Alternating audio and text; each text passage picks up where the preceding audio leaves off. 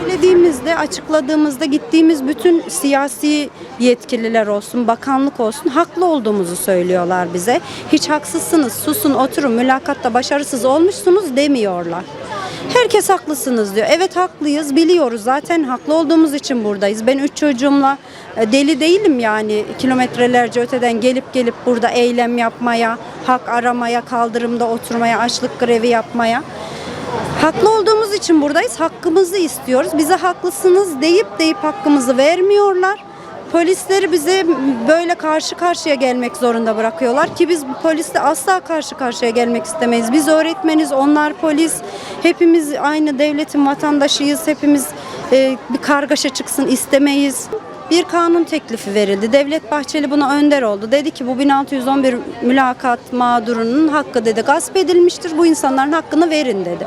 Onun sözüyle de Filiz Kılıç, o da grup başkan vekiliymiş MHP'de. Siyasilerle de tanımış olduk yani bu vesileyle, hiç alakamız yok ama. O kanun teklifinin kabul edilmesini bekliyorduk biz. O komisyona hiç getirilmedi. Göstermelik bir teklif miydi ya da arkada neler dönüyor bilmiyoruz.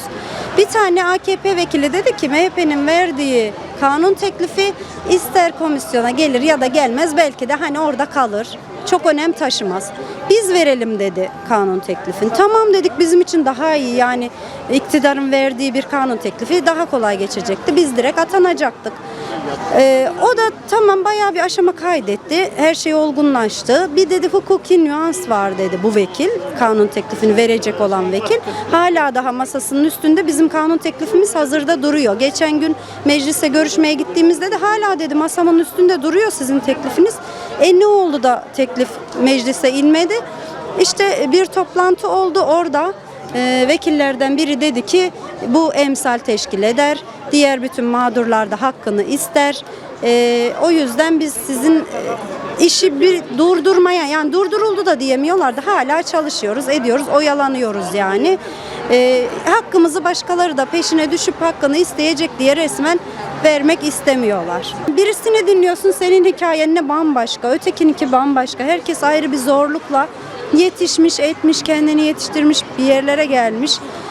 Diplomasını almış, staj yapmış.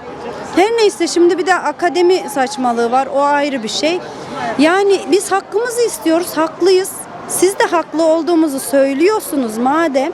Hakkımızı verin. Başkalarına da emsal teşkil edecekmiş, etsin kardeşim. Kimi mağdur ettiysen ver hakkını.